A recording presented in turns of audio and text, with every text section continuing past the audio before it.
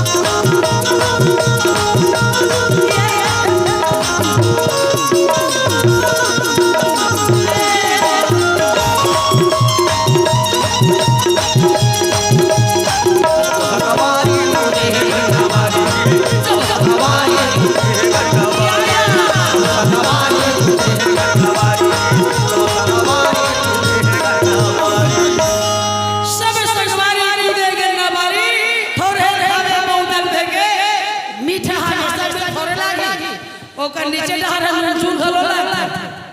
ऐसे गन्ना खा ते खा ना बताई कैसे बोय हो गया कुछ नहीं समझाते ओकर ध्यान है कुछ अलग है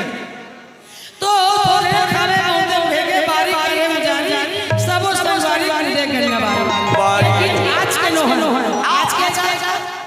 कई दिन बीत गए कई साल बीत गए कम से कम 25-30 साल तो होगी सो ये गाना सुना हां ज्ञान श्रवण स्टेशन में सुने नहीं हां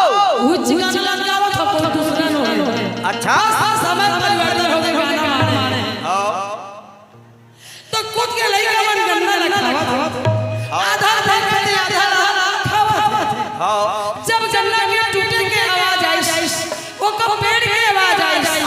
तो रखवा जा और रखवा जा के गन्ना बारी में दे आई हां काका घर के बाती ढीला गे वो मैं दुआरे बैठे हां